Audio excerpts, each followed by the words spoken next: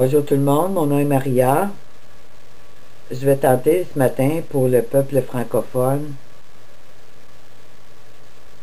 de faire comprendre les événements qui prennent place concernant le 11 novembre 2011. Ce que nous appelons le nouvel ordre mondial est tout simplement la renaissance de l'Atlantide. Alors pour ceux qui ont fait des études ou qui ont vu des vidéos sur ce sujet, sur l'Atlantide, eh bien, on sait très bien que cette société qui était très, très avancée et qui était sous le contrôle des démons, eh bien, sous le nouvel ordre mondial, tel qu'on nous parle dans Apocalypse 13, eh bien, ces entités lucifériennes, avec tout ce qu'ils ont mis en place, surtout depuis le septembre 2001, où les tours du World Trade Center ont été jetées par terre. Alors ça, c'était un signal pour ce clan luciférien que maintenant, on se préparait à entrer dans un nouveau monde. Alors, 10 ans après, le 11 septembre 2011, bien, on a vu le président Obama lire le psaume 46 et se l'attribuer à lui-même, se déclarant par le fait même être Dieu.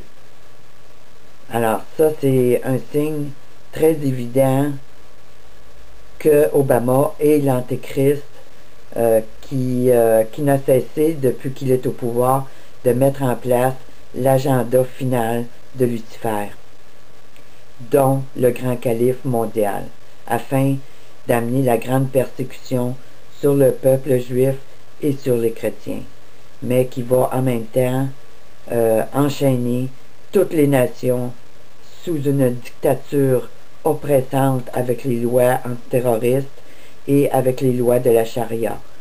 Alors, nous entrons dans un monde où nous allons perdre toutes nos libertés pour un temps, pour 42 mois que la Bible nous dit, mais il faut que vous compreniez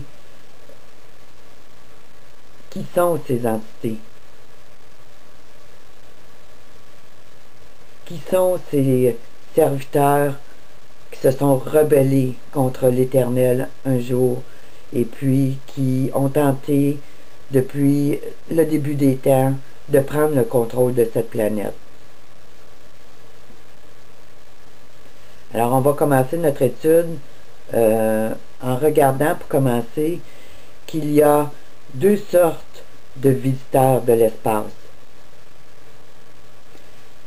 Certaines religions vont en donner d'autres interprétations, mais moi je me fie à ce que la Bible nous dit, à ce que le livre d'Enoch nous dit, des serviteurs de Dieu qui nous ont fait connaître ces choses par les prophètes et par l'Esprit du Seigneur. Si on regarde le mouvement du Nouvel Âge présentement, il y a une grande offensive, justement en préparation pour ce 11 novembre-là. Puis qu'on nous dit que les esprits guides du Nouvel Âge vont amener une grande conscientisation sur la planète, que notre monde va basculer dans un monde de grande paix et de grande énergie cosmique qui va amener les nations à s'unir ensemble sous une même unité afin de rentrer dans un nouveau monde de paix. Mais ça, mes amis, c'est les mensonges du diable. Parce que la Bible, elle nous parle de deux types de visiteurs qui viennent de l'espace. Alors, on a les entités démoniaques, les démons, et on a les anges de Dieu. Alors, on nous parle des entités démoniaques et des anges de Dieu. Alors, ces visiteurs de l'espace vivent dans deux dimensions différentes. Si on regarde dans 2 Corinthiens 12, 2, on dit « Je connais un homme en Christ qui fut, il y a 14 ans, ravi jusqu'au 3e ciel. » Alors, le 3e ciel, c'est là où se trouve le trône du Seigneur. Là où il n'y a aucune corruption. Là où le péché n'existe pas.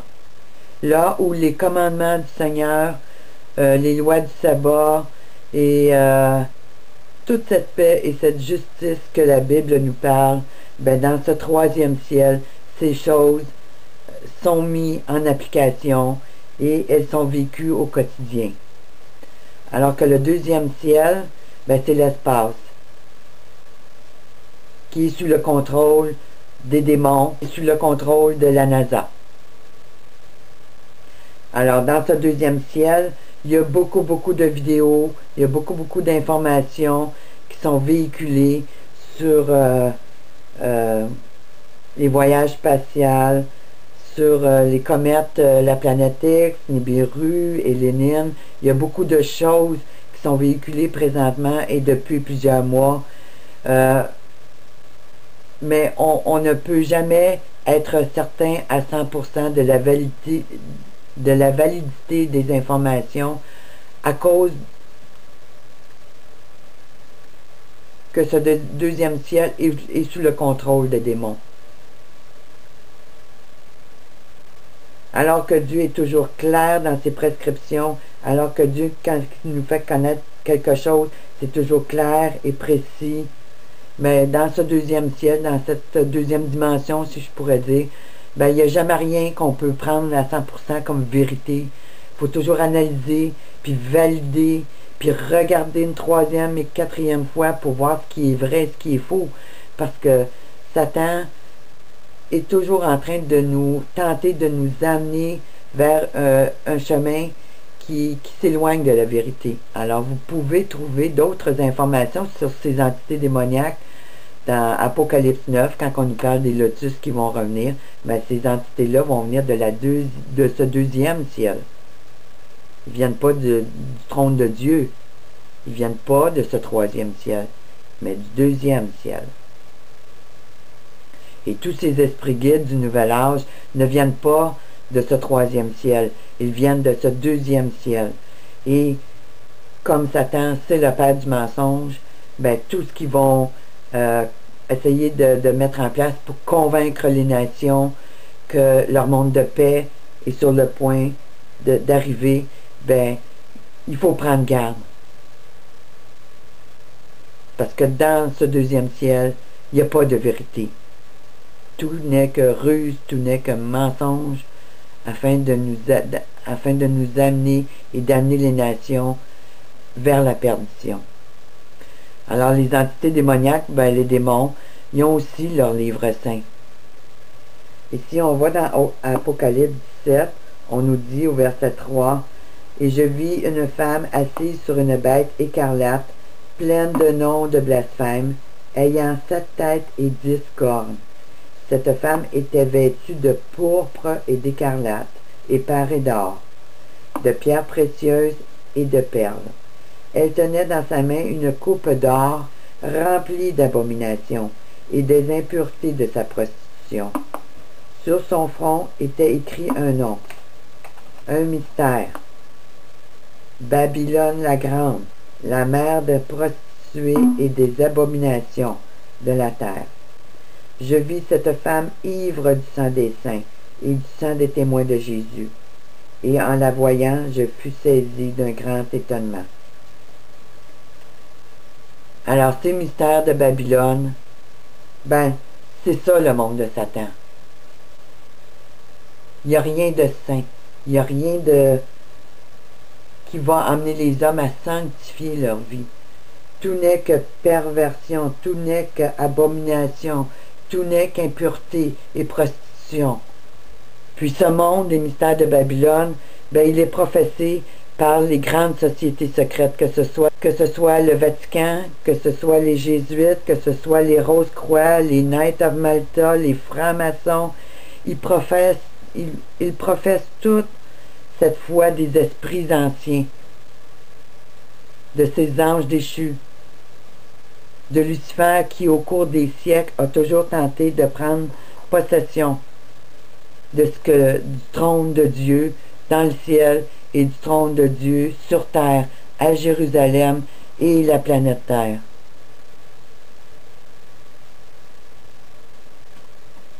Alors, tous ces enseignements, ben, ce sont les enseignements des anges déchus, des Anunnaki. Les Anunnaki, c'est la race suprême des anges déchus, si on peut dire. Cette hiérarchie céleste luciférienne. Alors, leurs enseignements, ben, ils sont connus sous différents noms. Les enseignements secrets de tous les âges, les secrets divins, les secrets de Salomon, la géométrie sacrée, les enseignements kabbalistiques et les mystères de Babylone, bien sûr. Alors, toute cette doctrine, tout leur culte est tout basé sur la numérologie. Alors, c'est pour ça que quand on parle de 11, 11, 11 ou 11, 9, 11 ou du chiffre 6 ou du chiffre 3, tous ces chiffres ont des significations précises pour ces gens. Puis le point principal de toute cette doctrine, c'est que tous ces élus, parce qu'on parle bien d'élus, ceux qui sont choisis pour faire partie de ces sociétés secrètes dans les grandes universités, ben, plus qu'ils montent dans la hiérarchie maçonnique, ben, plus qu'ils sont considérés comme des élus, parce qu'ils ont accompli les plans sataniques qu'on leur a demandé d'accomplir. Les nouveaux petits francs-maçons des premiers degrés, ils ne savent pas ce qui se passe. Mais plus qu'on s'approche du top, plus qu'on sait et on agrée pour travailler pour cet ange de malheur. En échange de pouvoir, en échange de richesse, en échange d'une éternité trompeuse, parce que tous ces hommes, ces femmes qui se sont associés vont finir en enfer. Alors tous les mystères de Babylone, toutes ces initiations spirituelles servent en fait à mettre en place le code d'éthique et intellectuel, les standards du mode de vie que Satan veut mettre en place sur cette planète. Et comme Satan renverse tout ce que Dieu fait, alors le ciel sur terre va devenir l'enfer sur terre, que Satan lui considère comme étant son ciel. Et on va voir que c'est ouvert le 26 octobre, une grande procession à travers tous les États-Unis de ces grands prêtres mayas qui vont sceller, qui vont lier pour Lucifer ce dernier bastion qui était à conquérir et qui est maintenant conquis. Alors on va remettre à Lucifer tout le travail qu'ils ont mis en place durant ces dernières années. Tout son programme. Dans tous les départements gouvernementaux. On vous a dit de ne pas vous occuper de politique. Bien, votre ruine vient. Parce que vous n'avez pas veillé et vous avez écouté la voix du mensonge. Parce que c'est par les lois mises en place que Lucifer va s'emparer de ce royaume. Alors, ce que je vois prendre place pour le 11 novembre 2011, c'est simplement, sous cet empire babylonien, la renaissance de l'Atlantide, autant au niveau spirituel et physique. Et pour ceux qui ont fait des études sur l'Atlantide, ben vous allez voir que sous cet empire, ces hommes-dieux, ces anges déchus qui étaient venus régner sur la terre ont donné bien de la misère au peuple humain, qui s'était laissé séduire lui aussi. Alors, si on regarde dans le Jardin d'Éden, eh bien, le Jardin d'Éden est une représentation du ciel. C'est un lieu physique, réel, où l'homme pouvait vivre de la même manière qu'on pouvait vivre dans ce troisième ciel.